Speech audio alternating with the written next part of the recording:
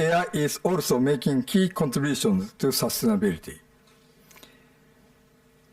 The insights from this expert panel will help us see the full picture. AI is helping analyze vast amount of data in real time. Satellite imagery, for example, is our largest source of data on Earth's processes that we have ever had. Digital tech companies are using AI to operate more intelligent, autonomous networks, and energy efficiency is one of their key motivations. It helps them keep costs under control, and digital tech companies are gaining new revenues from innovating, improving energy efficiency in other industries. We also need AI to make optimal use of renewable energy, and that's another key stream of innovation. Looking ahead, sustainability is a core design goal for 6G systems, and optical networks will provide essential support, as we will see during this panel. The examples I have given are all part of ITU standard work. Our work is supporting AI innovations for sustainability in areas from networks and data centers to smart cities, agriculture, biodiversity, and disaster risk reduction. Our standards also provide climate impact metrics and measurement methods to keep us on the right track. For more transparent reporting, ITU members are working on such standards for our new database on emissions and energy consumption. And we are now launching a project to test the feasibility of the proposed data collection framework. Standards help technology to speak the same language, but they also support clear communication among companies, business partners, and regulators. This is so important for AI. ITU studies have found key data gaps and inconsistencies in how AI's climate impact are measured. We need to change that, and standards have a key role to play. Thank you.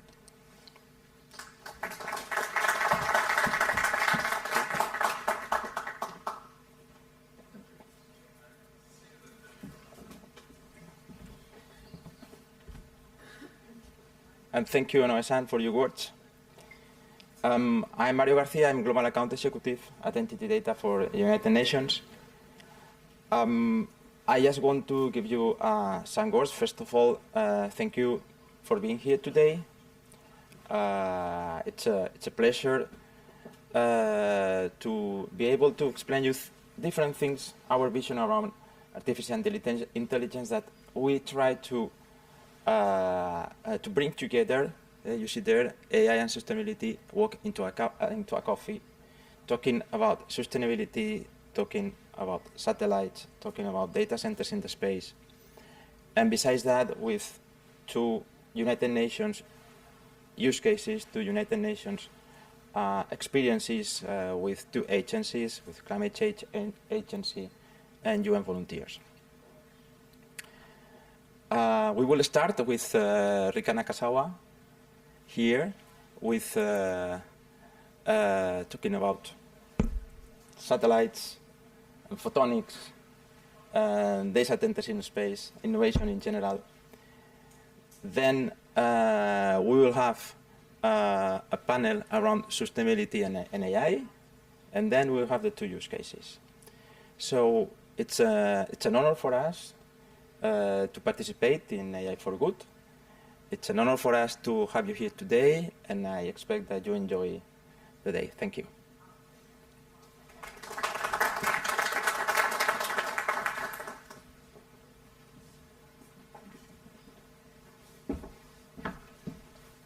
Okay, hello everyone. My name is Axel Clevet, Director of Digital Technology for United Nations. Just to expand on Mario's, just to explain a bit the agenda. We will now have Rika, her presentation about AI and sustainability. This will be around 35 minutes, and then we will have 10 minutes Q&A, so feel free to bring your comments, questions, and so on. Then we will have the second session with Gadu and Alfonso on sustainable AI, green IT, and so on. Finally, the two impact stories with UNV and UNFCCC.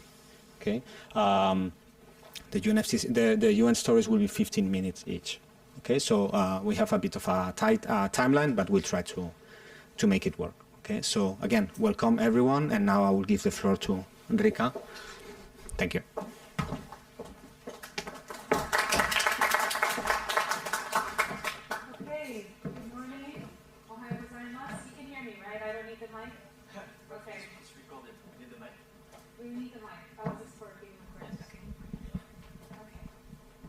All right, thank you very much.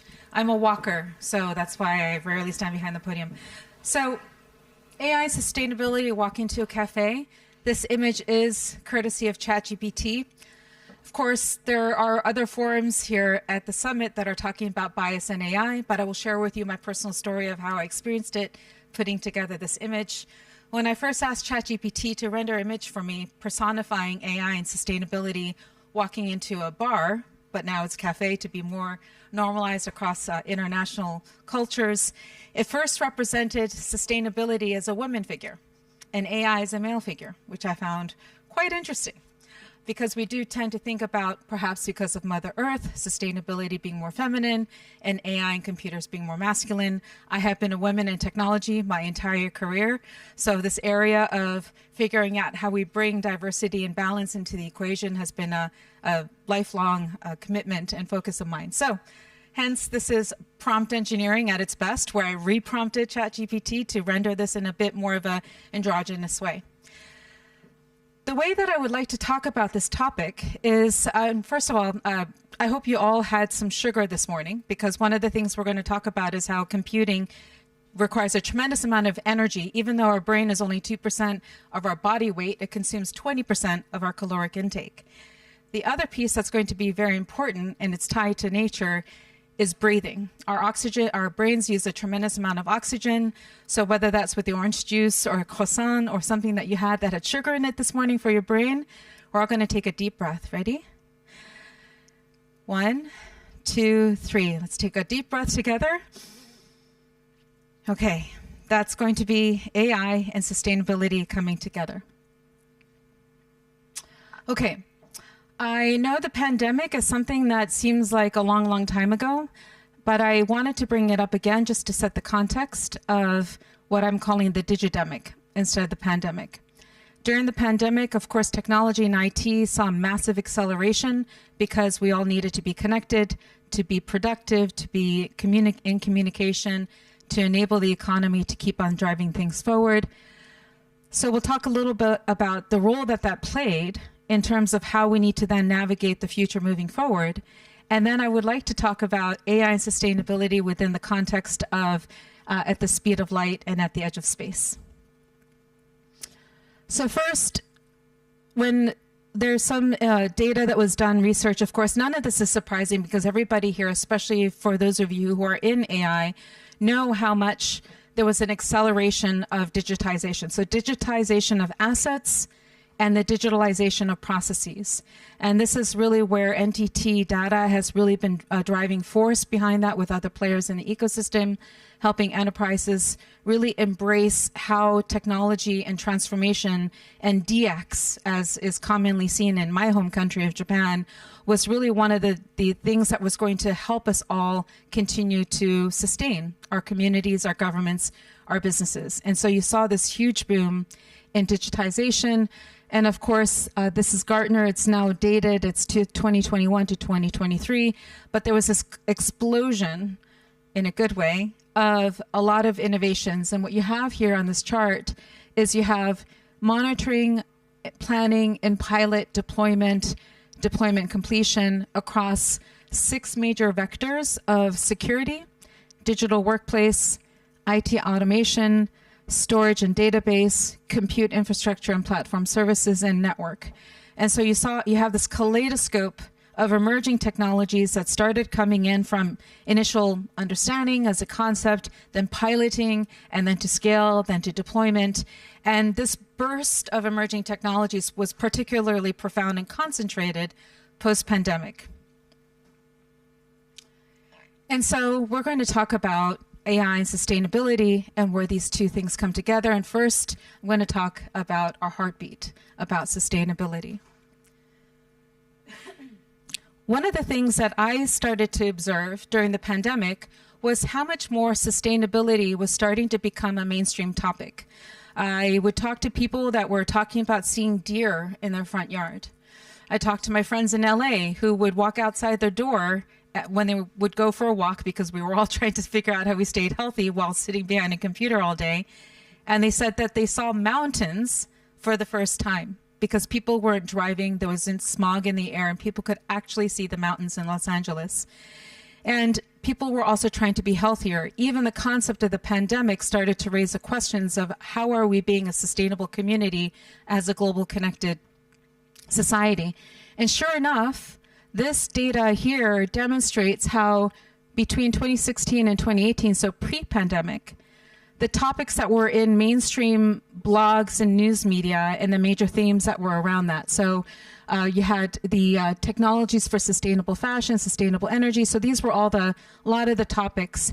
And then what you had post-pandemic was a surge in some of these topics, but specifically as it relates to how technology and emerging tech started to be corresponded and correlated with some of these energy topics. So it was interesting. During the pandemic, there was a digitization of assets, digitalization of processes. You had, of course, people talking about sustainability. The UN SDGs has been something that many companies have been holding very near and dear. But post-pandemic, you saw this surge. And I was so inspired by my own personal experience of witnessing this, talking to different people about it, that I decided to do research. In fact, I took it so much to heart that I enrolled in a double master's program at the University of Leeds in the UK, who had just started a unique master's program that was an MBA combined with a Master of Science in Environment. So the master's that I was studying and at the same time writing this book for was a master's in sustainable business leadership. Now, what was also interesting about being in that master's program, and I was doing it remotely as an executive, was that I was just one of a few people that have been in the technology industry my entire career. So we were able to have a lot of these very interesting debates about the role that the pandemic played because of the surge of digitization and digitalization, and this surge in technologies and emerging tech and all the different ways that we were now better understanding how to measure things. We're all improving the ways that we can figure out how technology was going to help us sustain our business. Because when we talk about sustainability, people tend to think about sustainability from a UN SDG, but sustainability of communities just in businesses in general. And so I looked into this and I found a lot of really interesting anecdotes that I brought to life in this book. I'm not here to sell my book. I'm just bringing this up as hopefully credibility in terms of how much I passionately really believed around this emergence. And AI, when I was publishing this book, ChatGPT had really come into the front scene as much as it had. But even with that, AI was a pretty big topic that I was delving into with the book as well. And of course, this is a slide that's familiar, and I apologize for my NTT Data colleagues if this is a little dated, because David Costa and I, a year ago, David Costa, by the way, is our Chief Sustainability Business Officer. I had been working with him and his teams as somebody that was really pursuing how we were going to bring our technology solutions to help our clients.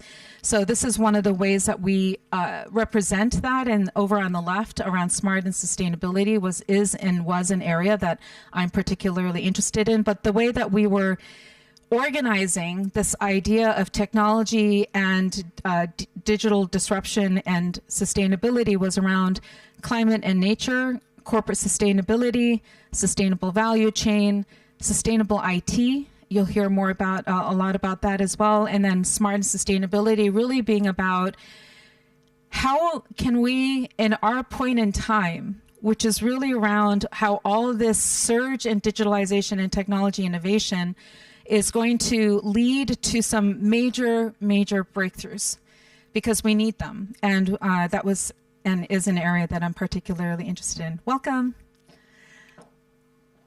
Okay. And one other thing that I wanted to raise up, because this is a very hot topic that's been particularly profound, for example, with the Ukraine invasion of Ukraine and the war there, is really around the role that critical infrastructure plays in the resilience of nations. So you're hearing a lot now around sovereign capability for AI, sovereign capability for cybersecurity, and this ties back fundamentally to sustainability of countries. And no better place to think about this than at a forum that's hosted by the ITU in terms of the relevance of technology as it relates to sustainability and resilience for communities, and the private and public partnerships that are really driving that forward. And so when we think about sustainability, on the one hand, we are advancing IT and OT, or operational technology convergence. And so more and more meters are being digitized, more and more infrastructure is being measured. The horrible floods that happened in my state of Texas, I'm technically domiciled in Austin, Texas right now, but although I do travel quite a bit.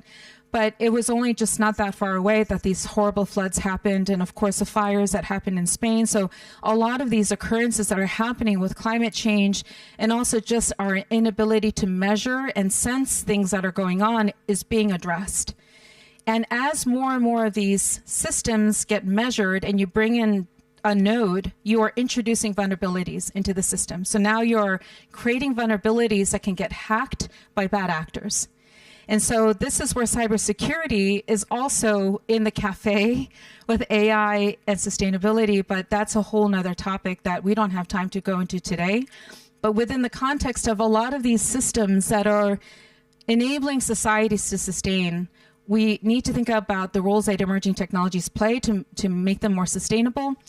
I'll talk about data centers and the critical infrastructure categorization of them today, but I do want to make sure that I bring this up as a concept that needs to be thought about in terms of resilience, is the role of cybersecurity within this whole conversation. Right now it's a monologue. Hopefully it will be a conversation in our Q&A and afterwards. All right. So AI, our brainwaves, and really at the end of the day, in artificial intelligence is a manifestation of how we understand how brains work in some ways. Of course, our brains are much, our brains, by the way, this is one of the things that I was talking to my husband about the other day. Our brains could compute more, but the problem is that our body temperature, if it rises too high, we die. And computing requires an immense amount of energy that creates an immense amount of heat. And when I worked at NVIDIA, I joined NVIDIA in 2006, and I was in the mobile GPU business unit. So Jensen was working on putting discrete GPUs on phones, and the use case was H.264 acceleration on mobile phones. So we had design wins with Motorola Razr. I know I'm aging myself now, but Motorola Razr and a number of phones, but we couldn't put the phones in our pocket because it would get too hot. So I experienced firsthand how much energy GPUs consume. And I usually get this question afterwards of, do I still have my NVIDIA stock? No, I sold my NVIDIA stock in 2010. I may not have been here if I had held on to my NVIDIA stock, but anyway, this is always a fun story. But I got to be at NVIDIA at a really interesting time, which I'll mention more about what Jensen was working on. I was at NVIDIA between 2006 and 10, which were formative years for NVIDIA's role in the whole AI landscape. So let's talk about this. So, of course, AI is the overnight boom that was years in the making, 80 years in the making, depending on where you believe the concept of AI really evolved. By the way, same with NVIDIA. NVIDIA is not an overnight success. Jensen started NVIDIA in the mid-1990s and almost went bankrupt a couple of times. So it's really interesting to see now how NVIDIA is dominating the news. I wish it wouldn't, because it reminds me every day of what I missed out on. But nonetheless, I've been very fortunate to be able to have a lot of lessons learned from that. So when we think about this, so as I mentioned, I was at NVIDIA 2006 to 10. This in 2006 is when AWS started. And this is when CUDA was first designed. And I remember there were different debates going on within NVIDIA about why are we writing software for GPUs, which is what CUDA is. And so in NVIDIA, of course, and the design for the matrix of math, and NVIDIA started to sell into supercomputer systems at universities. And so you have this whole evolution of very specific milestones that happen. So even though AI as a concept has been around will be a millennia soon, the real acceleration of where we've come to as it relates to Gen AI and where we're going with agentic AI is a culmination of a lot of these things, and I would argue has been particularly accelerated during the digidemic, or the pandemic, because of all the reasons that I've already said. And this wouldn't be a presentation from a large technology solutions integration company if I didn't have a matrix on here from Gartner. So this is one of the latest ones in terms of really understanding the hype cycle that every one of these disruptive technologies goes through. And we're at a really interesting point in time because this front end piece of what's still yet to come is extremely exciting, right? These things that are still going to go through, and it's not necessarily all going to follow the same curvature of into the valley of death. There'll be various things that die out earlier and whatnot, but these are all things that we're looking at, and you'll hear from my colleagues today about how we're leveraging some of these ways that things are evolving as it relates to AI and how we're making them come to life. And for us at NTT Data, we do have a perspective on this. We have a Gen AI office that has been driving a lot of the thought leadership and perspectives of how we're thinking about this. And so this is really, of course, some of you have been deploying tasks automation. This is where there's a great deal of relief, being like, okay, finally something that's going to help me take care of the boring things that I think somebody needs to come up with a really advanced expense report task management, by the way, personal favor to ask from anybody who wants to focus on it. But autonomous processing in the next 3 years. And so we do a lot in manufacturing. So this concept of intelligent robots and robotic systems and AI at the edge AI, these are all things that we are very excited about and feel like it will be an opportunity to also help greenfield countries that can leverage some of this automation in ways that will free them up to be able to pursue higher value economies is also very exciting. And of course, autonomous businesses, companies governed by AI. That's, I was at the World Economic Forum earlier this year, right down the street in Davos, and Julie, the CEO of Accenture, was giving a talk. And she was talking about how I don't know if it was an experiment at the time, so don't hold me to this, but the concept that she was introducing is that agentic AI systems that were going to superpower the employees, all 850,000. I was at Accenture when it was 35,000 people. Now it's 850,000 people. But they were bringing in agentic systems and giving them an employee number and figuring out how those agentic systems were going to be an integrated part of the workforce. So this idea of being able to have companies that are governed by AI in many ways, and of course AI-assisted everything to superpower our capabilities and supercharge what we can do. And the challenges for 2027, I know that we have somebody here who's a business lawyer. She and I were just talking earlier about regulation, compliance. That is going to, of course, be a huge area. Fraud, privacy and data security. we're in Europe now. That's always been a very bigger topic than some other areas. And then bias and transparency, as I mentioned earlier, just really being able to be present to identify bias, because a lot of it is unconscious, and figuring those out. So it's a very exciting time, and it's also really important to realize that this isn't something that is happening exogenously. It's not like we're sitting here and being like, oh, this is going to be happening around me. Everybody here has a part to play in the way that this is actually going to be built out. And also just constant learning, lifelong learning is going to be key for how you all are going to be part of the ecosystem moving forward. NTT is number 3 in data centers. So we house a number of these hyperscalers in our data centers. And what we are very present to is the role that data centers are going to play in advancing AI. And it's not just technology solutions companies and hyperscalers that are very present to it, so are communities. More and more cities are becoming very wary of enabling data centers to come into the communities, because those data centers are going to start consuming quite a bit of energy. And as I mentioned earlier, data centers are now being labeled as critical infrastructure, of course. Was anybody else in an airport during CrowdStrike when that happened? No? Was anybody in an airport? Was I the only one that was looking? Okay. It was a little bit kind of, I felt like I was in a movie, because wherever you looked, it was just blue screens. The last time that happened was when I got stuck in Stockholm when the volcano erupted. I was at NVIDIA at the time, so it was around 2007 maybe. So, but imagine if a whole data center were to be taken out, either maliciously by hackers or bombed, heaven forbid, or the grid just goes out because it can't supply energy to the entire city. And so I'm not here to give a lesson on data centers, but it's just to reinforce that data centers, while monolithic from the outside perspective, has a lot happening beneath the surface, behind the buildings, in the server clusters, everything around it. And at the end of the day, data centers have now they were critical for cloud infrastructure and development. They are now becoming the cornerstone of how AI is going to advance, and how countries and companies and societies and governments are going to take advantage of compute. Of course, what that means is that there's going to be greater consumption of gigawatt hours. That also means that there's going to be greater demands on energy. As I mentioned, having been at NVIDIA, I've experienced firsthand the amount of energy. I actually, when I went into developer relations, by the way, I started in the mobile GPU business unit, as I mentioned.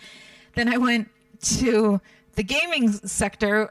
The last game I had played, full disclosure, was I think Donkey Kong in the 80s. Before Roy Taylor brought me into the developer. So to get credibility, I sat in the dev pit for a week and built my own computer, PC SLI rig. SLI is dual GPUs, cards running together. Subsequently, of course, my husband was thrilled because he was a hardcore PC gaming guy. But that computer also became like our heater in our home office because it would get so hot. But so the amount of energy that will be consumed by these thousands and tens of thousands of GPUs is eye-watering. And the expectation is also interesting. And there's a lot of different data, so please don't take this as what is going to happen. This is one view of researchers that are really just trying to get a handle on how much energy is going to be consumed by AI in 2030. And by some measures, for example, there will be the energy consumption of AI in a couple of years' time will be what Japan consumes today, for example, the entire country of Japan. Regardless, I think one of the things that we have to think about is, can AI and sustainability coexist? Can they be copacetic? Can they walk into a cafe and not get into a fist fight and actually sit down, maybe fall in love?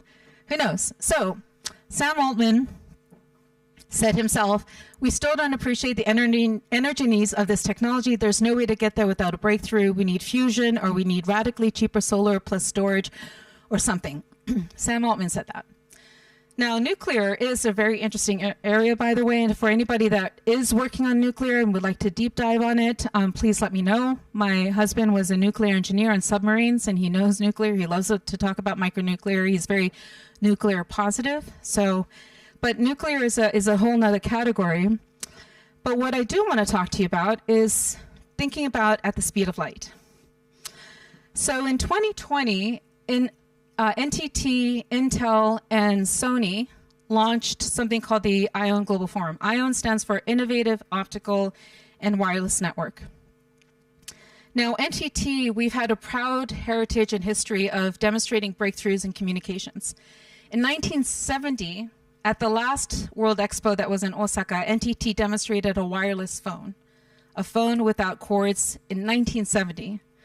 And we've continued to push the envelope. We had Docomo, which launched in 1997. Docomo was iTunes before iTunes came out.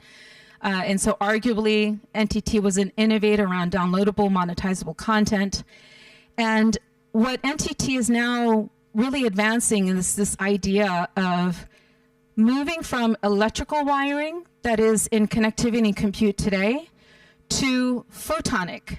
So photons are particles of light. In the communication sector, using particles of light for communications is not new. Fiber optics uses fiber optics. But what is new is this idea of bringing this down to the silicon level. And so what we are wanting to demonstrate is this idea of moving from an electronic to photonic entire system will enable higher throughput, lower latency, and critically, much lower energy. And this is something that we launched the IOWN Global Forum in 2020. And this roadmap that we've been building out with 160 members of the IOWN Global Forum today, which is been fantastic because this isn't an NTT initiative. This is a village, well, global, really. It's more than just a village and space, which I'll get to in a moment. But being able to go from data center to data center connectivity, then to the server level within the board connections, board to board, then chip to chip, and then within the chip. And I know it sounds very science fiction-y, but this is something that is moving at the pace that we are anticipating, where today, right now, we're building these optical engines at the board level. And by 2032, we expect that there will be the ecosystem that will get built out around that. And when we achieve this, because the Global Forum with 160 members has NVIDIA who's a member, we have Orange as a member, we have Amazon as a member, so we have hyperscalers, we have chip makers, we have Nokia working with us, 160 members, including research groups, and NTT, we ourselves spend $3.5 billion on R&D every year, so we're very committed to this. When we get to that reality, we expect that the energy consumption will be 1/100th of what it is today. Throughput will be 125x, and latency will be 200x. And now you're starting to be able to do incredible things like having data centers that are not monolithic, huge buildings, but they are micro data centers that are distributed, and they are all focusing on specific tasks. But because of the lower latency and higher throughput, you can now have them distributed outside of a concentration of a population, for example, running independent sovereign capabilities and running in parallel, as it were. And there's a lot of different use cases that we've already demonstrated around this. And there's a team that works with our NTT Data, Marco Provolo, who will speak with you at length about these things. And we're really excited about this, particularly because of the energy piece and the lower consumption. The other part of my work at NTT is I do welcome and explain to people who come visit us at the expo. Anybody planning to come to the expo, World Expo in Osaka, Mario? Yeah? Please, this is an open invitation. Please come. We are demonstrating IOWN at the NTT Pavilion. And we've had prime ministers come. I personally walked with the Prime Minister of Luxembourg, for example, through the NTT Pavilion. And we're really demonstrating what this future looks like, again, as stewards of breakthroughs around connectivity, communication, and intelligence. Okay, my favorite subject, space. It's not, well, who would like to go to the moon? If you could go to the moon? Yeah? How about Mars? Mars? Yeah. What's that? And coming back. Yeah, no, you can come back. You can go to Mars safely and come back. Okay. Over dinner, I'll ask you what is the maximum amount you're willing to pay for a ticket. That's a whole nother conversation. Okay, so let's talk about space. NTT has actually been in space since the 1990s. Something that a lot of people don't know. So in 1990s, we put up geosatellites that enabled satellite telephony called WideStar. We still have that. In Japan, it's based on N-Star technologies that we brought to life. And then since then, we've been partnering with JAXA. JAXA is Japan's NASA or Japan's ESA. And we have been working with Amazon Kuiper, and we've been working with Starlink. We launched Space Compass, which is a collaboration with SkyPerfect JSAT, which is the largest satellite provider in the Asia-Pacific region. And I've been particularly fond and immersed in the world of Earth observation.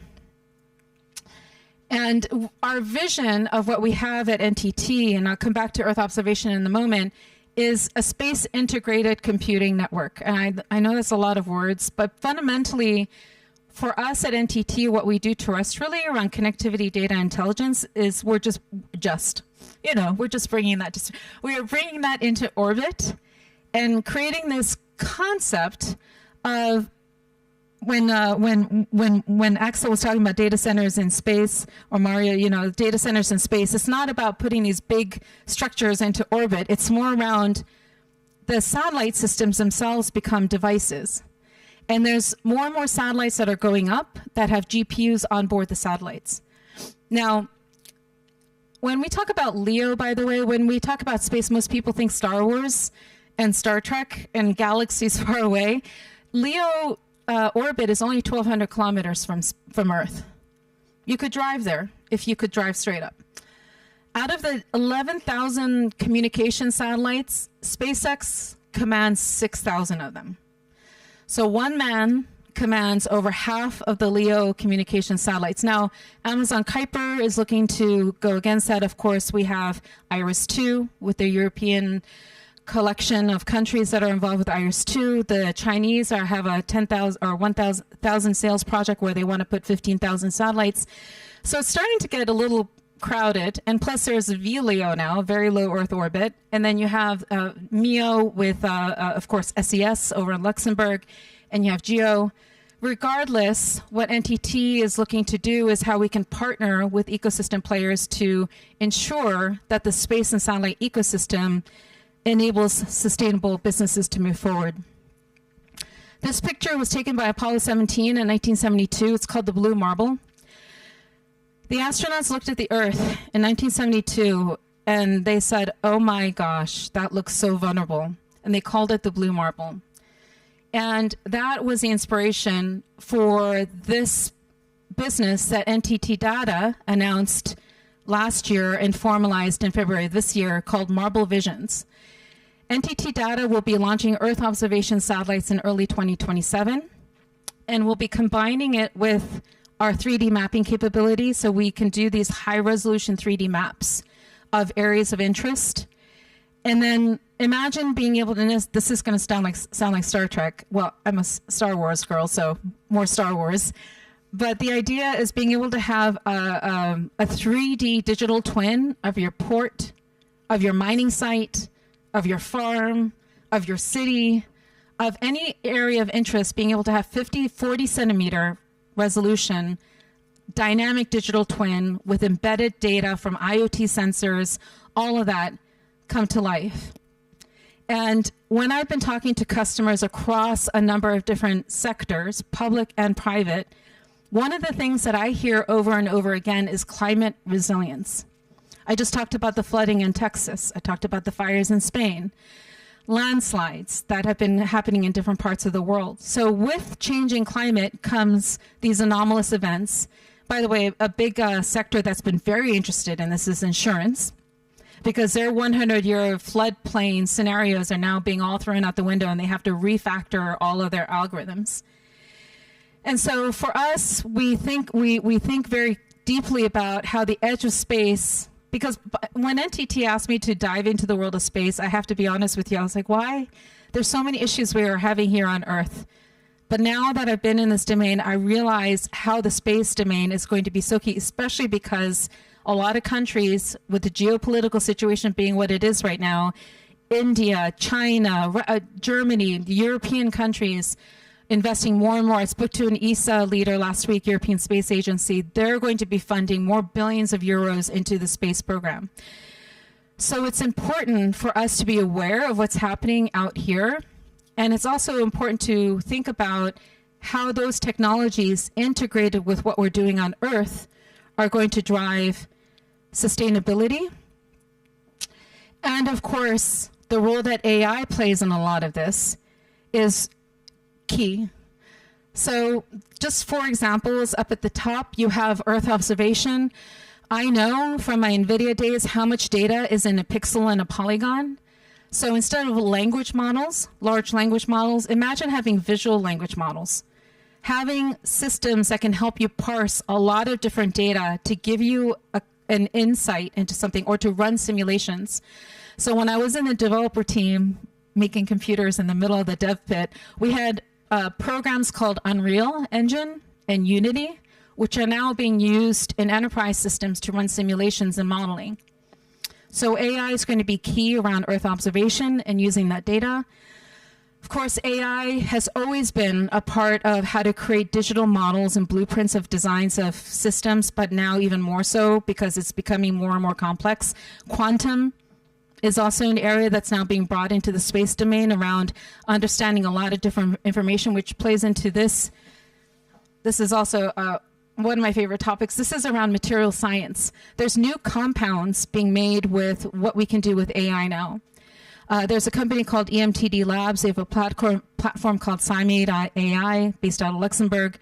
They're creating materials that is a fraction of the width of aluminum and more resilient against gamma rays and radioactive particles to be able to accelerate some of the things that we're going to be doing in space, for example. So, and then this one, I don't want to end on this, so I won't, but I mentioned 11,000, 12,000 LEO satellites, but overall the number of particles in around the Earth is about over 30,000. Operable and inoperable. 30,000 people call it space junk. Don't worry, there are companies that are working on trying to capture the space junk because it doesn't necessarily all just dissolve when it comes back through the atmosphere, and some of it doesn't, it just gets lost. And the worst case scenario is something called the Kessler effect. The Kessler effect, by the way, when we think about rockets that are going around the Earth, we think about these systems. No, they're moving really fast. I forget what the exact speed, but these systems are moving very fast. If there were to be a collision of a satellite system, let's say it's defunct, inoperable, but it bumps into a satellite, and then that satellite bumps into another one, which bumps into, it's going to create a cloud of collisions around Earth, and we won't be able to go up at all.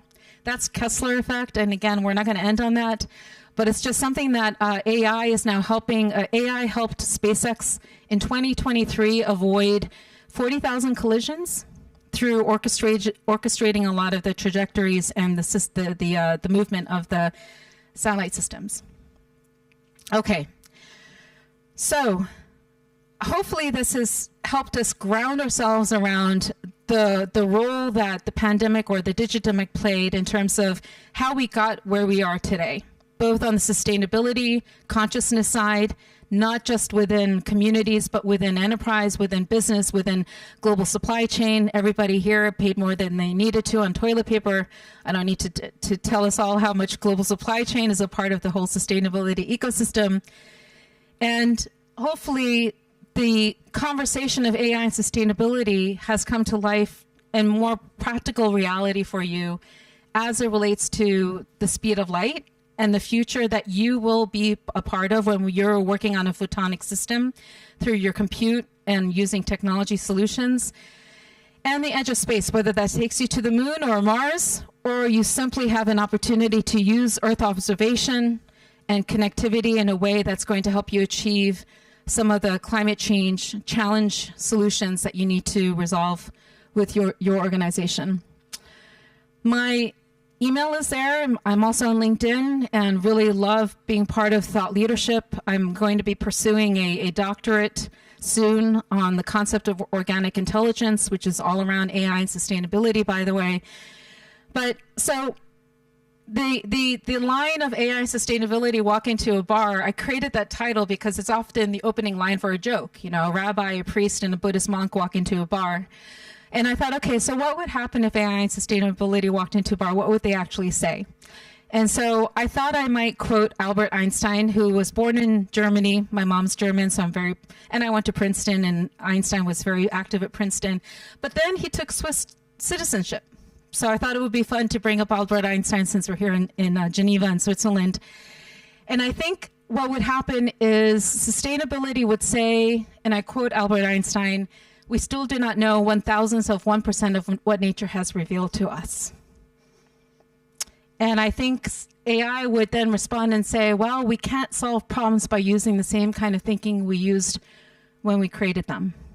And so this is where we have an opportunity to be an author for those creations in AI and where we're going, but also to be very present to the things that we still don't even fully understand about nature and the world around us and sustainability. So with that, I thank you and happy to take any comments or questions or anything. Thank you. Arigatou gozaimasu.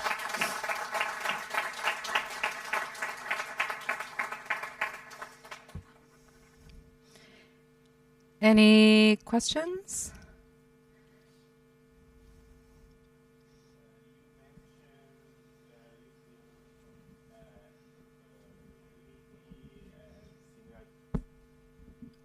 You mentioned.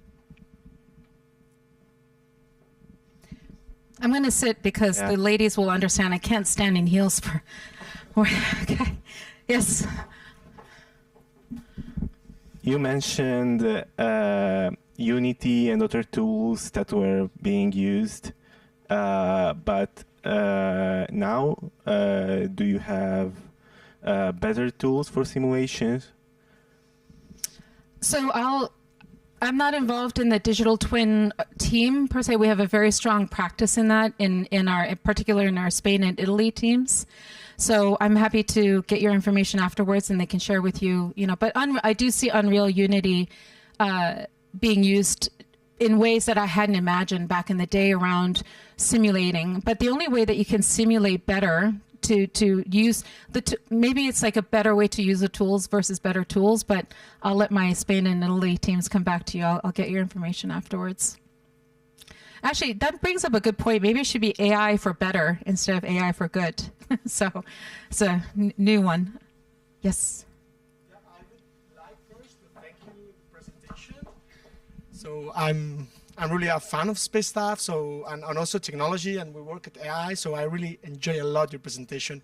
And then I have another characteristic, which is I'm from Spain, and as I see Spain is a nice place for data centers. Like we have sun, we have one of the lowest rate population from Europe, so we have a lot of space, but we don't have water. That happens a lot in other countries that are nice for low and cheap energy.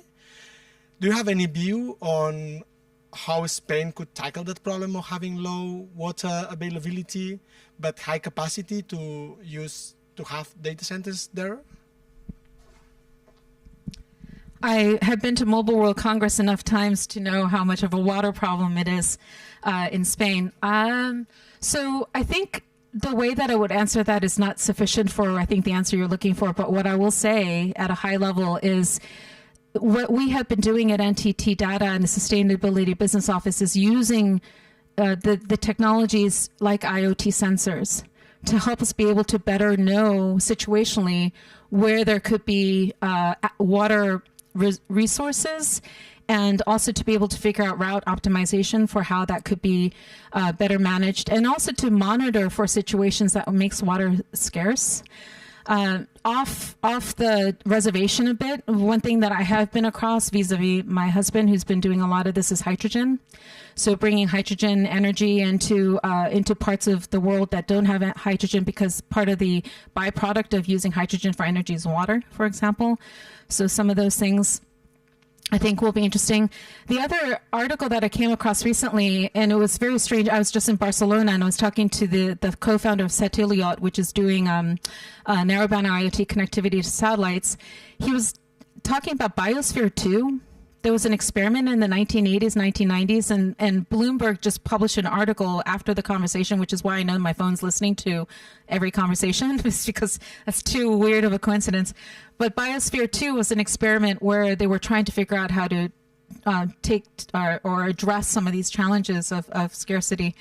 But yeah, but I think, we do have some people here who can definitely get in touch with you. Gadu will be happy to talk with you more about that. But you're not Mexico City. There's a number of cities that are facing day zero or what have you, right? When they're just going to have water no longer in the reservoirs. But I think, am I running out of time, or do we have time for one more question? One more question. Yeah.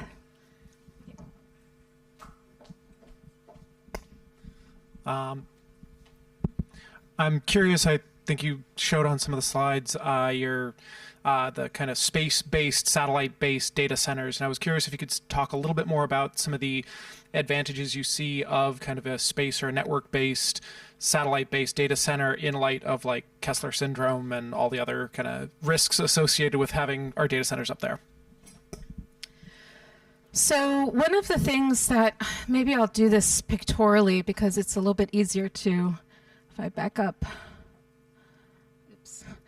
So one of the things that we do know is that as more and more systems go up and GPU on board these systems, for example, in Earth observation, that's a lot of data that you're gathering. And hopefully a lot of it is crowdsourced. So there's a shared economy thinking around Earth observation.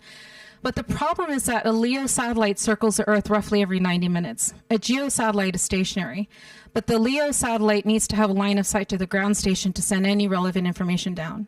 And that creates some constraints in terms of timing it right, having the right data information. And so I meant to mention this, so thank you so much because I missed mentioning this.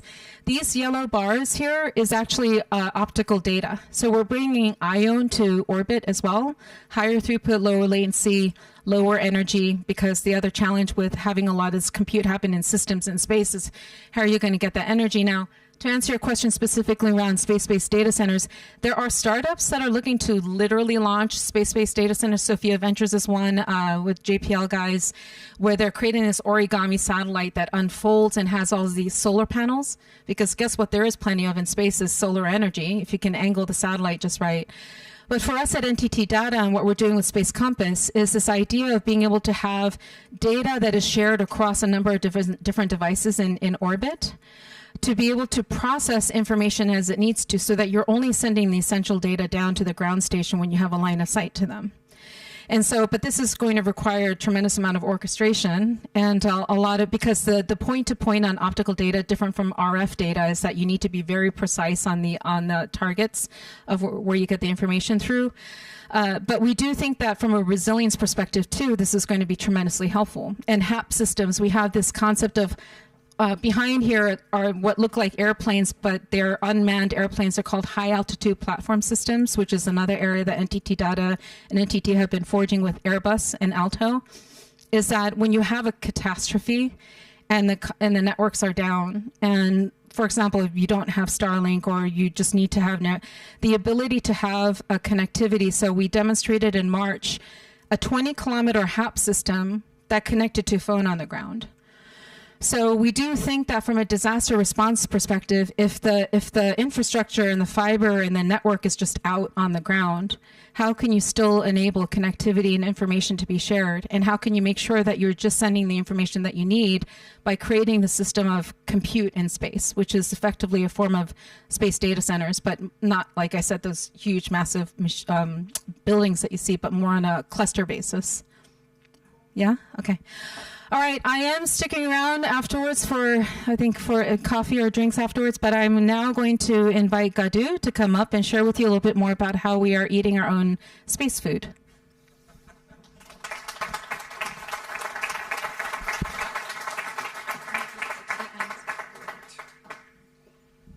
Hello, and thanks for that, Rika. It's always so motivational to hear Rika speak. We're now up in space. I'll bring you a little bit down to earth. Okay.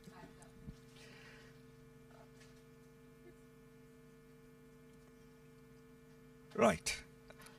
So this is where I'm going to start about. So we are so excited about the possibilities of using AI, as a company, as technologists. We are so excited, but we are a responsible company and we take it very seriously. So we need to make sure that AI itself must be sustainable.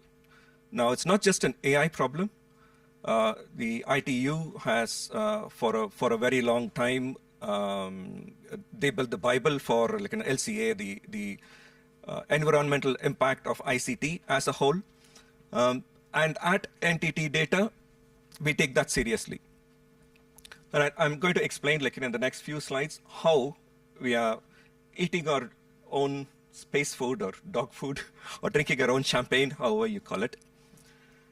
By the way, like sort of that's I wanted to be an astronaut when I grew up when I was a kid, so but here I am doing something probably like more responsible. So as you can imagine, NTT Data is one of the largest ICT providers in the world. So we are the third largest in data centers. We're top 10 in global IT services, number 5 in IP network worldwide. We are a large company and we are a global company. And we do edge to AI, data centers to consulting, right? Like, so everything in the ICT space we do, right? So how do you practically implement sustainability at scale across such a wide organization? Now that starts from the very top. Globally, we've distilled the sustainability topics into 3 materiality topics globally, like across all all our companies worldwide.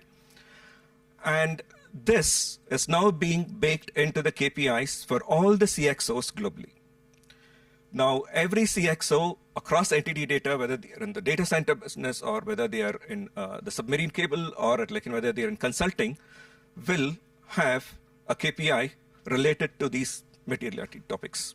And so that comes top down. Now, to help implement that, we also created an organization globally, and that's the CSBO organization. So that's the Chief Sustainability Business Office. And what's unique about this is we've got one guy responsible. This time it's David Costa.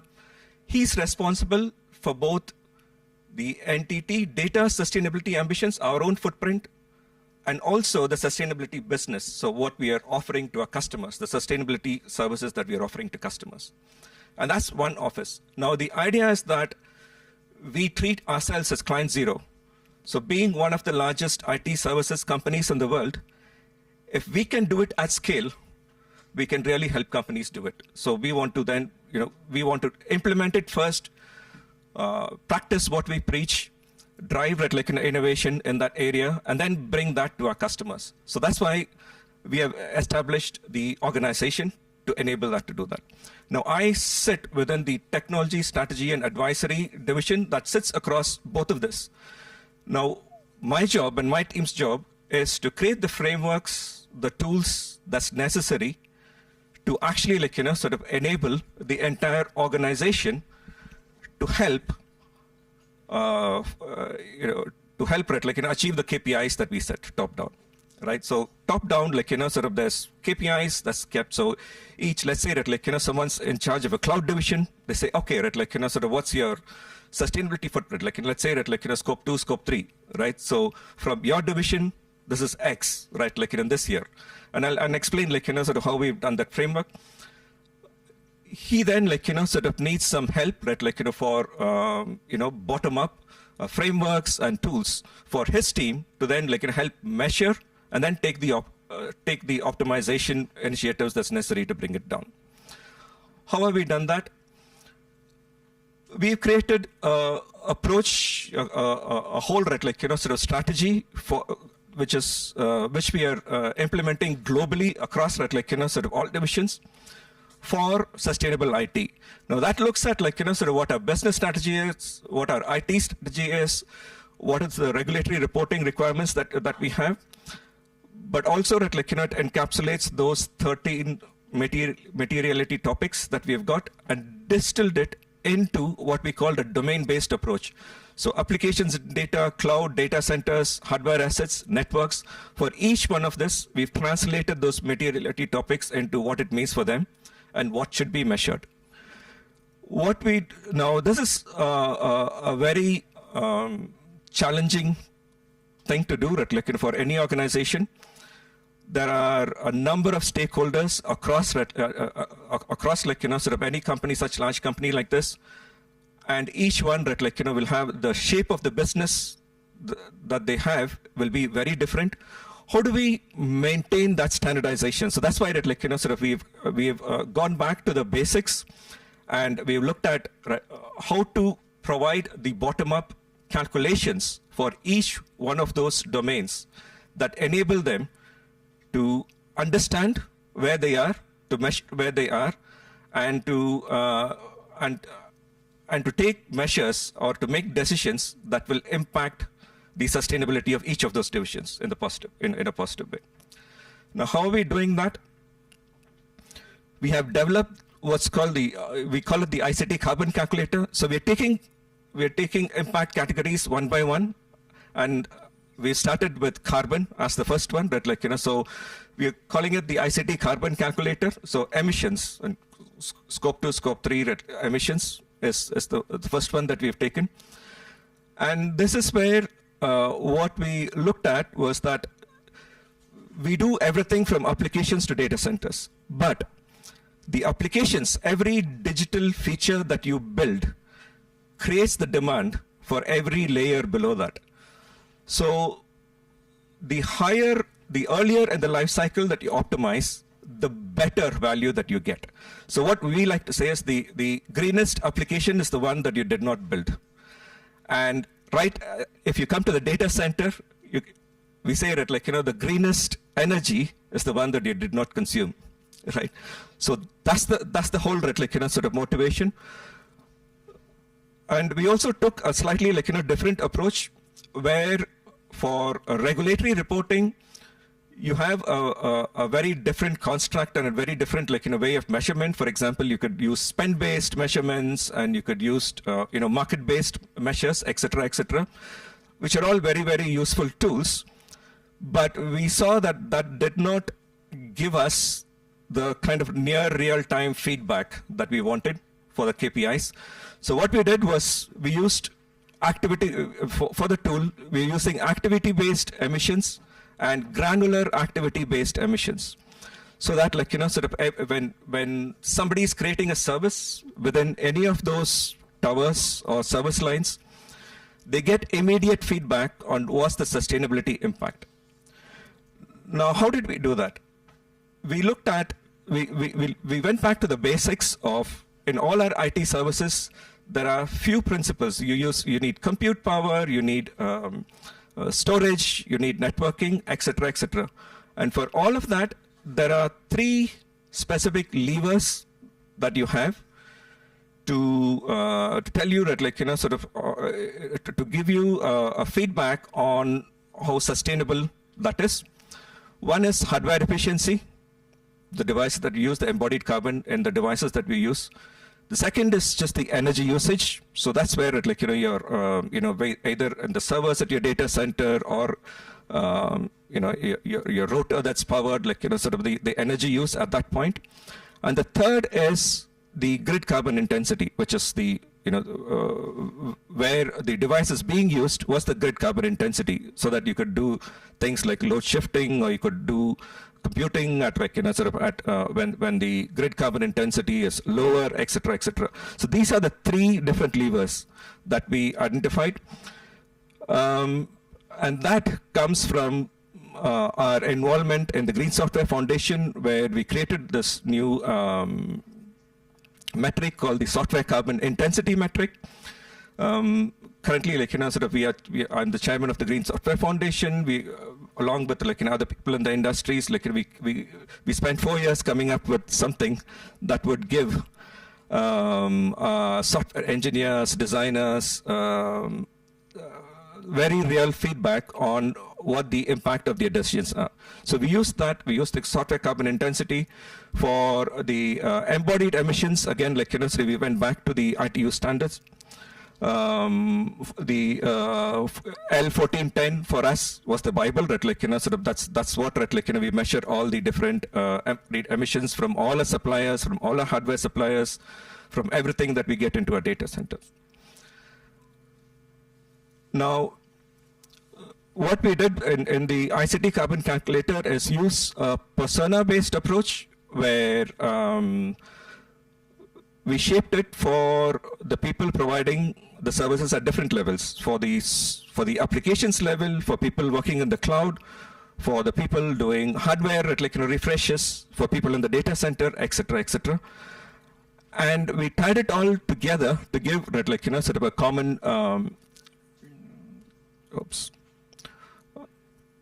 to get an enterprise view of or a CIO level view, if you like, across the whole organization. So that's how we use a combination of the traditional change management methodology for implementing this across the entire organization. The commitment at a very senior level to form an organization and to provide KPIs for all the CXOs or for all the people responsible for this. And sort of the tools ground up to help sort of measure and provide the metrics to those decision makers to make sure that they have sustainability as one of those things when they make the decisions. Now coming back to AI, we are very, very sort of acutely aware of the environmental impact of the surge in AI related services, and we've classified that into these four boxes, metrics, if you like, and each one of them is tied to one of the materiality topics that we have selected. And what we are doing currently is we are working at all levels.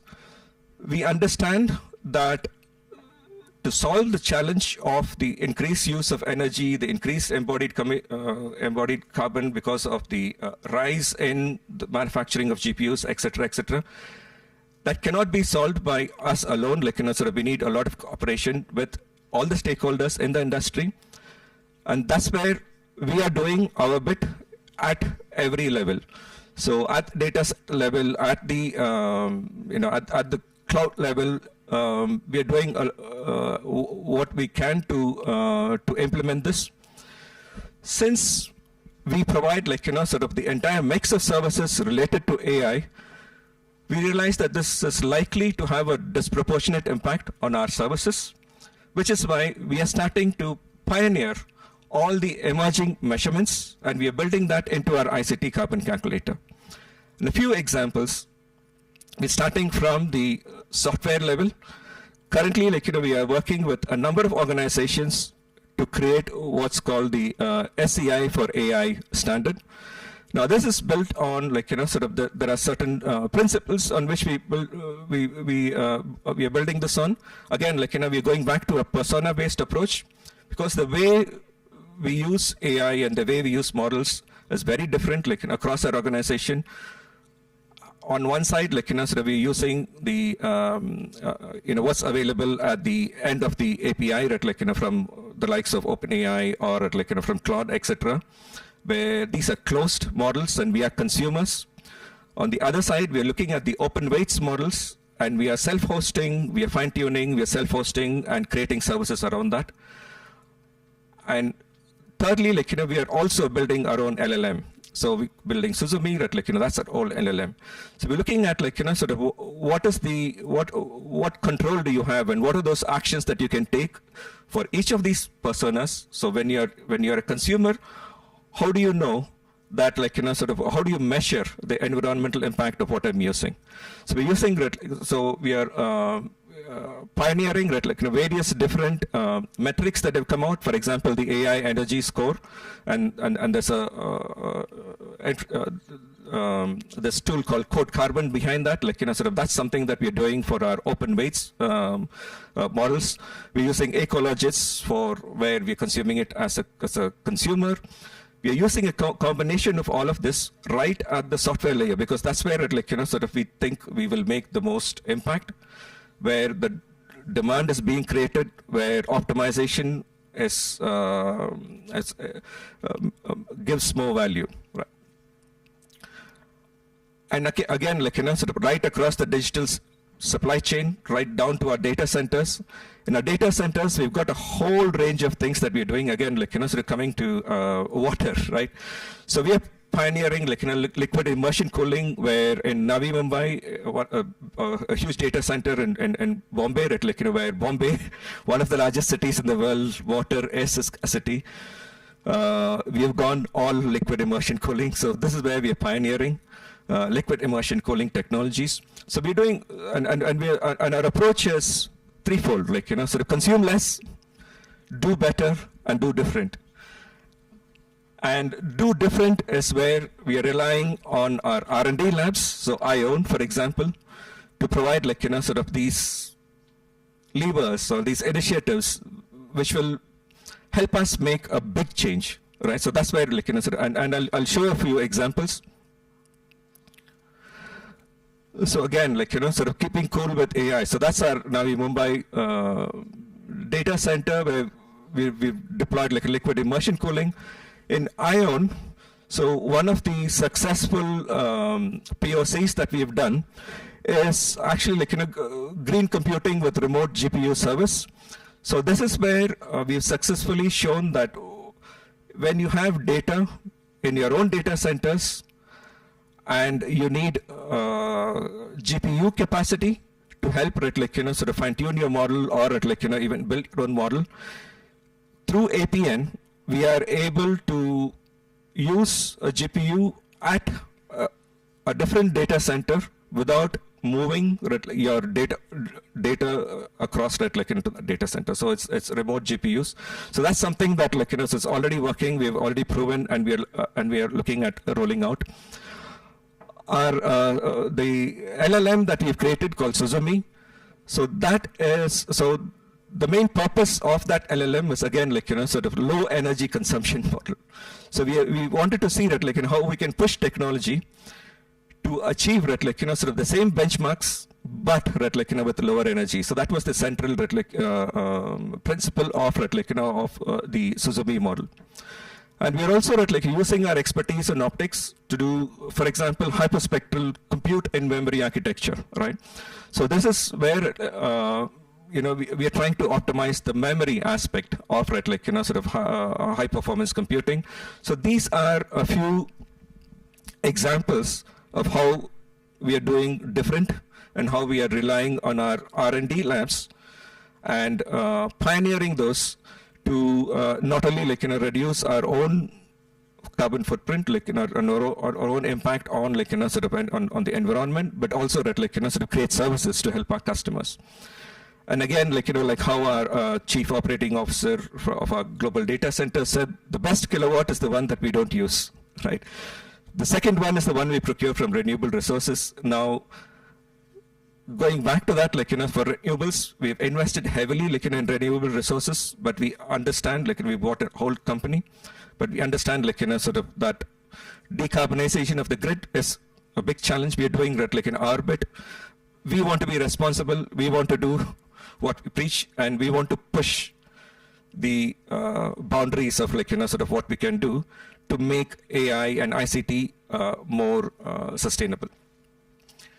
I'll end with that and a few takeaways. We know that, like, sort of this is a challenge, but we are doing it for real. We are doing it now, and we decided.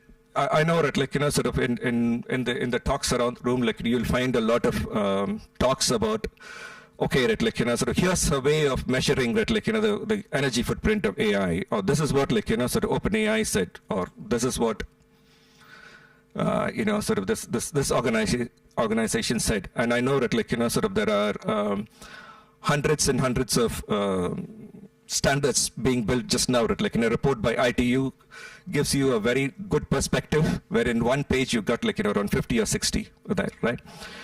Now, our approach was to pick the core standards, start baselining now, and work towards improvement. Don't wait for the perfect data. Like, and that's a big challenge. That will take years in the coming. This is not to say don't push for that. Don't push for, we need to push for more transparency, right? Like, in the closed source providers. That should happen. But don't wait for that. Take action now. And with that, like, sort of I'll close speech. Thank you.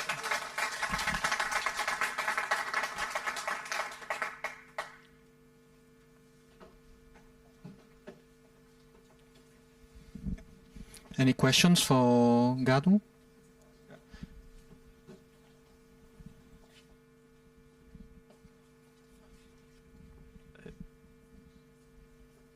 Thank you for addressing water waste, which is sometimes relevant. But of course, you have to dispose of all data centers, broken cables, etc. So how do you tackle that? Yeah, that's waste. That's a very important point. Like, there are two aspects to that. One is the whole circular economy. So we are doing our best to push circular economy, and in that we are looking at, like, hardware efficiency. Right? Like, we're looking at our refresh cycles to see that, like, if we can extend, sweat out our hardware, extend the life cycle of our hardware, use refurbished, etc., etc. We are working with our major suppliers. So we are big buyers from, for example, Cisco and HP and Dell. That, like, sort of they are some of our biggest suppliers, and we are looking at, like, so we're working with them on take-back programs. We are looking at, like, even creating an internal marketplace for it, like, sort of, so these devices, we have some programs like smart refresh programs, where again, like, sort of, again, that's one place where, like, using AI to see the profile of usage, and to see that, like, if the hardware, even though it's end of life, still has enough. Still has the enough, right, like, sort of key metrics to continue, right, like, in operation, etc., etc. So that's one thing. The second is, again, like, e-waste. When the circular, when there are devices that, right, like, where we cannot, right, like, sort of refurbish or regenerate, we are working with a lot of partners. One example is N2S in the UK. We are working with them, for example, for bioleaching. So we're looking at, like, sort of how we can safely dispose of the e-waste that we've got. The big challenge, we know that, like, because our data centers are spread worldwide, 120 odd data centers, and there are a lot of restrictions in shipping used material across, like, sort of borders. So what we are doing is we are tying up with local, like, sort of partners, and this is, like, sort of one in the UK that we're using, where we are, again, like, exploring ways of disposing of it, like, sort of the e-waste properly. So in this case is bioleaching, and it's very interesting that, like, they use bacteria to actually, like, sort of to to gather, like, sort of the critical materials, etc. Okay. Thank you. Any other questions?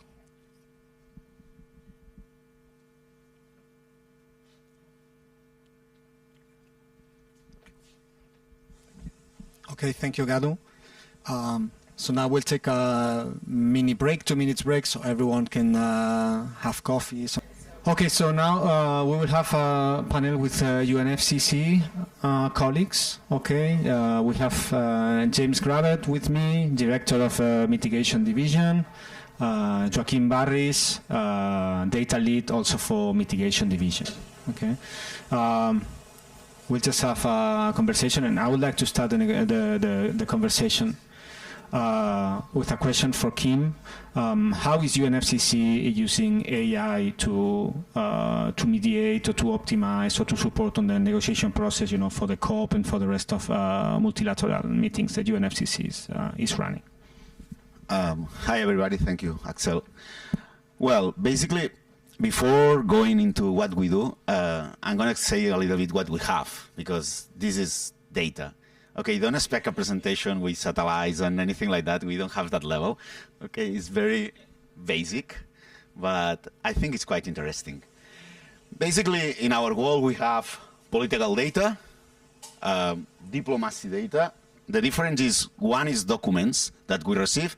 The other is speeches, press conference, any meeting. Okay, this is how we differentiate political data and diplomacy data, and then we have climate data. And with this data, we have the idea that we can do something, yeah? But it's really complicated, because right now, what we can do is to solve one problem with one group of data, okay? If I need to analyze GHG emissions, I have one type of data. If I want to try to understand the political situation, I use another type of data. And sometimes I'm able to mix a couple of them. But I don't have an holistic solution. We don't have an holistic solution. We are solving, and I think it happens a little bit everywhere. We solve one problem with one type of data. Yeah? And we want to go to something more holistic. More or less, this is what we are doing. And when I say what we are doing, then we are listening everything, trying to draft better, reading absolutely everything, yeah? Then we are trying to answer questions. This is what you can think about boards and things like that. We are trying to generate scenarios with all this data that we are gathering, because we are in this gathering part. And then we are trying to also to use this data to prioritize things. And for all of them, we are using AI. And we can say that some of them we are in process, and some of them we are, kind of trying to solve the problem. That's my feeling when I'm dealing with these tools, that I'm with the Chinese plate, And some of them we are only imagining what we are going to have. Okay, this will be an oops, no. Okay, sorry guys. This will be an introduction. What we are doing basically are foundational tools that helps us to, for example, go into a meeting of 12 hours, and you can, if you want, you can transcribe the meeting. You are going to have 450 pages of transcriptions. What are you going to do with that? What we are doing is to extract information, topify this information, and then start to analyze, create databases of information. This is what we are doing. At this point is this point. We are in this idea of we create this reading better, this transcribing better, and so on, so on. We put all together in a data system. We transform unstructured data into structured data, and from them we create a layer of services. Somebody wants to create a report. We use that tools to create a report that mix information from everywhere. Somebody wants to have a political analysis. We use that tool. This is where we are right now, in these foundational layers. And we are starting to produce some products. We have 4 or 5 products that are there, and some of them in proof of concept, some of them in pilot, but we have used some of them intensively during the last COP. Yeah, and I established the baseline, and now I think James is going to continue. Well, thank you, Kim. And I don't know how much. I don't want to go into a lot of detail. I guess there might be some questions or question and answer session. So this is where we are now. And ultimately, you can probably see where we're trying to get. This is a valuable set of information, especially when you look over time in our process. We're supporting in negotiations on climate change. Everyone's trying to reach the optimal solution with multiple views. And sometimes a lack of understanding of each other and the data. We particularly hope to arrive at a state where we have much more efficient and effective and optimized processes. You may recall Paris Agreement was adopted about 10 years ago. It's taken us 10 years then to get all the detailed rules in place through a negotiation process to make sure now we're really full on implementing it. We can't afford to have that kind of, that loss in time going forward. These processes have to be much more efficient. So that's what's behind all of this, both our own support to the process, but the next stage also, and something we've just started a discussion with this year's COP presidency in Brazil, is how can we also help all the delegates, make them able to also operate faster, from having information available in multiple languages to quickly being able to query which documents are relevant for this discussion, to understanding the issue in a more concise manner. We have a situation in our process where some developed countries will come with dozens and dozens of delegates for a negotiation, while the developing countries may have a handful of people able, and it creates a lack of balance, let's say, in terms of the ability to respond quickly and understand each other. And at least we want that to be as optimal as possible, and hopefully that'll save us time in the whole community, the whole global society, arriving at the solutions we need for climate change. So that's what's behind all this from this AI diplomacy approach, and we're working with a number different other entities and partners to see how we can, and we've also communicated this across the UN system, because we hope these experiences can benefit across the UN system who are having similar issues. And then maybe I'll just say a few words about the bottom one, which is like the sustainable development, or the kind of the development things we want to do. We'd like to look even further beyond just the negotiations. As the director for mitigation, one of my responsibilities in my team is also to make sure we support countries with developing the right policies and then implementing the policies to actually mitigate climate change. And we're starting a conversation and looking for a number of partners to work with us. Is how can we pilot something specifically and directly to demonstrate, particularly in the developing countries, the ability already to use, whether it's satellite imagery and AI and Internet of Things and all that. I mean, how can we get concrete and demonstrate that they also can move much faster, perhaps in the energy transition than they realize, and to bring that forth to really facilitate the implementation process. So 10 years after Paris, it all has to be about fast implementation now. I won't go into a lecture about climate change. Many of you probably know we're about to lose track of 1.5 degrees if we don't really act faster. And I can't imagine how we do that without this community of AI and technology. So I'll just stop there, and maybe we can answer questions. Oh, by the way, just to be clear, we have worked with Entity on a number of big projects, and for our secretariat in terms of our enhanced transparency framework, the big system behind tracking all the emissions data and collecting it, and as well on the carbon market side, they're helping us with our back-end system for we manage the carbon market, the regulatory process, and Entities are one of our vendors for that as well, just to be fully transparent. Well, that's it for now, I guess, unless Kim wants to add something else. Or?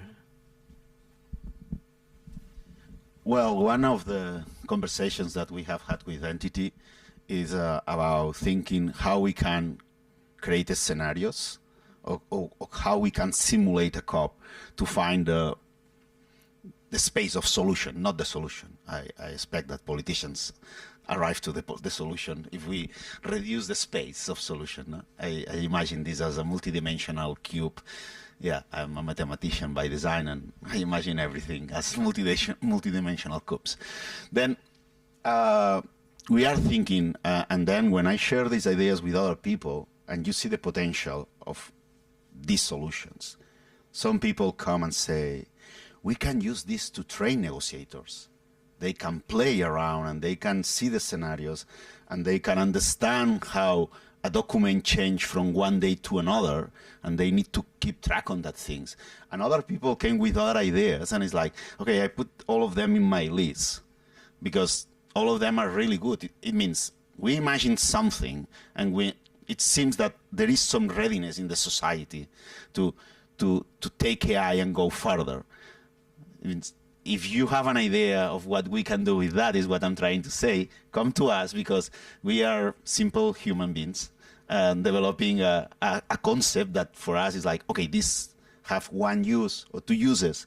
But since then, I got 5-6 people saying, have you think about this use? And it's like, okay, no, but it's a great idea. It means, I think we all need to share more ideas in this new world, because there are infinite possibilities that we are not seeing.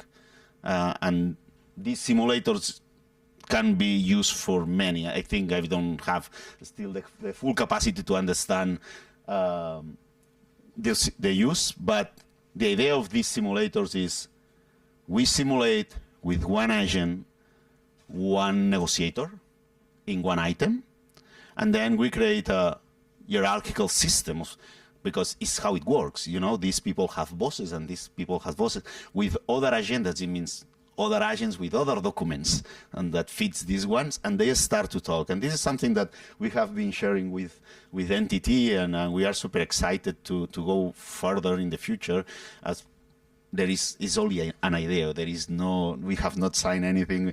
It's only research with love and trying to do something better. But let's see what we get. It's a huge area, this AI diplomacy area.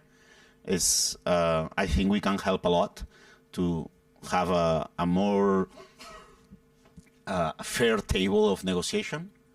Yeah, because we have many people with very few resources. And now if we move to something more standard, in our current, we are adding AI everywhere right now in the using these foundational tools in the Secretariat. We are adding AI in the markets to analyze documents. This is, everybody can imagine that. It's kind of a big ChatGPT that is simply going through the documents and extracting information and storing the information and making things go faster. Because that's it, you know, is what James was saying. We have to go faster. We cannot take 10 years more in the next step. Okay. Yeah, thank you, Kim. And yes, indeed, on this diplomacy part, you remember in the last Mobile World Congress, we, as NTT, we ran an experiment on this concept of the negotiation. It was more focused on matchmaking in this case, you know, but it was just like kind of like a technology demonstrator. We called it synthetic affairs. And yeah, we got some very interesting results. And yeah, we are in the conversation with UNFCCC and looking forward to see where we can go with this. Okay. We have 2 minutes left for this slot. Any questions for UNFCCC colleagues on this? No? Right. Okay. I am just curious whether you use some of these negotiators already, for example, for explaining advancements in technology to people that might vote or whether to advance or slow down new technology.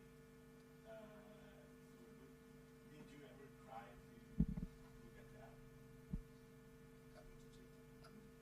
Can you repeat the question, because synthesize? Yeah.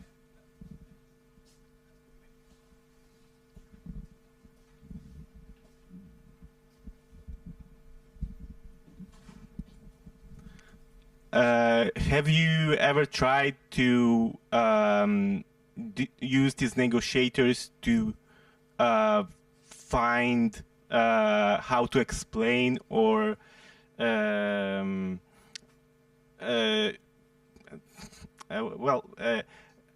general public is probably not very knowledgeable about new technologies, but they have the right to vote on whether to slow down the advancement of new technology or let them. I think I get it. Yeah, I don't know how to explain better. Yeah, my feeling, I cannot talk about the rest of the world. I can talk about my organization and the places where I have worked. People embrace technology when they need it, you know, or you generate the need, or you demonstrate that they need it. In our case, internally, these technologies that are for us, the ones that we have created, and I have been also in negotiations. Actually, I create these things to work less.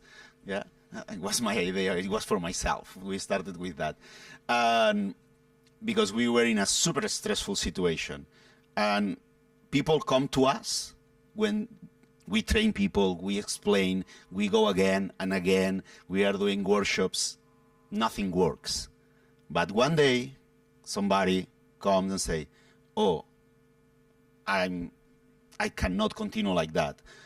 And I remember that 2 years ago, Kim explained us something on a tool that was helping, and then they come. It means you can try and try to sell the product, and maybe you are an amazing salesman, then it works, but we are not. You know, we are in the technology area. Normally, we are not super good. That's why we have a marketing team behind us. No, but it's gonna come, and it's gonna not only this AI. Well, AI, the embracement of AI has been. I think I have never seen anything like that. No, people creating ChatGPTs and paying for ChatGPT in no time. But it's a difficult work to communicate, to explain, and to try to use tools like this to explain the reality, a complex reality, still more complicated. I put in my list because I see the potential to use these tools in schools to make people understand how multilateral negotiations work. That is something extremely complicated, yeah, and why we do things in the way that we do things and so on. Because, yeah, but it's something that we need to explore, and we are exploring internally.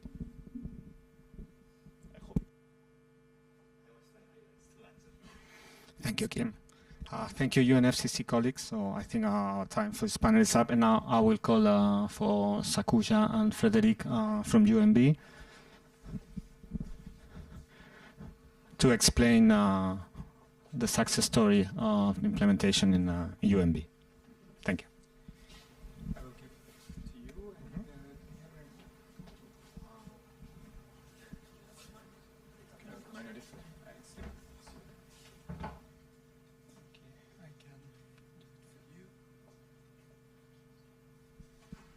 Okay, good morning everyone, and welcome to the quick session on the UNV AI Talent Matchmaker solution. So I'm Frédéric Lemestre, and I'm the Chief Information Officer of UNV. What's UNV? It's the United Nations Volunteers, which has a dual mandate. The first one is to promote volunteerism to civil society, governments, UN agencies, donors. And the second one is to mobilize volunteers. What we mean by mobilizing volunteers is to support UN agencies to get volunteers, from identifying their needs to doing talent acquisition, recruitment, offer, contract, and the whole management of volunteers up to the end of the assignment. So UNV is well known to deploy volunteers fast and high quality volunteers. We do this through our application called UVP, which is the Unified Volunteers Platform, launched late 2021. What's the main challenge or the problem statement we faced? It's growth. We have more and more demand for volunteers. Last year, we deployed 14,000 volunteers within 169 countries and 59 UN agencies, which is 77% more than in 2019, for example. More volunteer means more candidates who apply. Last year, we had more than 600,000 applications. So how can you fairly assess all these applicants while not compromising on your quality and time to deploy them? So this is why we are currently finalizing a solution, AI-based, which is replacing a former AI solution we have been using. And while looking at the Gen AI and LLMs and the capacity in translation, summarizing candidates' profile, summarizing what we call the DOA, the job description, and the whole reasoning that LLM use, which can explain why this candidate were somehow scored higher. This gave us like a hint that this was probably the right solution. Based in Kubernetes and Docker on Azure Cloud, because very often you have solution which works. Once you deploy them on prod, you face some scalability issues. So the outcome is really to tackle the volume, keeping the same quality and speed, but ideally even improving those two. Now we leave the floor to the brain behind this AI solution. So over to you, Sakuja. Thank you, Fred. So looking at this image, I can say that I remember one Sanskrit shlok. Of course, I remembered it multiple times because it's a difficult one, but it says like, Bahushu Ratnam, Madhya Ratnam, Durlabam. What exactly it means? It means you can see that here we have a lot of colorful stones on the image. Yeah? And they look very nice, and you would like to pick one of them. But the target that we have is a gem out of it. And that's what defines the situation of UNV that we have developed this solution. I'm Sakuja. I'm Chief AI Officer from Entity Data, and this is what we were doing for UNV. Let me go over what Fred has already described, that the business need was quite large over here because we are not talking about few resumes, CVs, profiles coming to UNV to tackle with not thousands. We are talking about few recruiters who are going over those many resume CVs over there. And this is not coming from one country. This is coming from all over the globe, which means that 80% of the CVs are coming from south of the globe, which means that there could be a lot of languages. How many languages we are talking about? We have detected over 40 plus languages over here, which means that recruiters not has to be cloning themselves, but has to be multilingual to do this solution. So that's why there was a very big challenge. And as in the previous slide, you have already seen that there is an official language for recruiters that has to be done in English, French, and Spanish, which means that even if it comes in German, if it is come in Italian, or we are talking about any of the South Globe language, they have to do it in these three languages. And that's where the multilingual for the recruiters comes in. That is where the solution comes. It doesn't mean that there is a hype going around agentic AI, and that's why we have written agentic AI. Really, it has the capability of agentic AI, which we also call them LLM as a judge. LLM as a judge would mean that you process one thing with the AI, means let's say what we are doing behind the scene. We are taking the CVs. We are not only just summarizing. That's not the purpose. Summarizing is one thing. Okay, the recruiters goes, read the summarization, and that's it. No, we're actually finding the meaningful context out of those CVs, which is using AI. But now, just using the AI, does it really make sense? No. That's why we say that we use something called judge as an LLM. Means LLM as a judge. What it's going to do is, it's going to make a decision that whether what is the previous AI did, is it really fine? That's one criteria. That's one judging. There is another judge running on top of that to do the quality check, saying that yes, the previous LLM also did this. That's why we call this as an agentic approach, where we have multiple agents who are making the judging criteria over there. But maybe later on people will say, is it we are having AI making the decision to select a candidate? No, it is a recommendation, which means that we bring the best talent in front of the recruiters. The recruiters make the decision, final decision, if this is the really candidate they wanted not. And that's why at the end, we also present them something called as AI explainable summary, which shows that why did AI has selected this? What makes the candidate selectable by the AI? Present a summary, present a score. This is not just the confidence score. What we are doing over here, we are taking the each section what the recruiters wants and depend the scoring on that. To do this, how many people are technical over here, if I see? Okay, quite a lot. So I can just go very briefly over here, considering the time, because it is divided into two parts, the right side and the left side. Fred already mentioned we are running a scalability over there with Kubernetes, because we are not talking about 1,000, 2,000 applications. We are talking about more than 600,000 application that needs to be processed. So it needs to be a very scalable solution.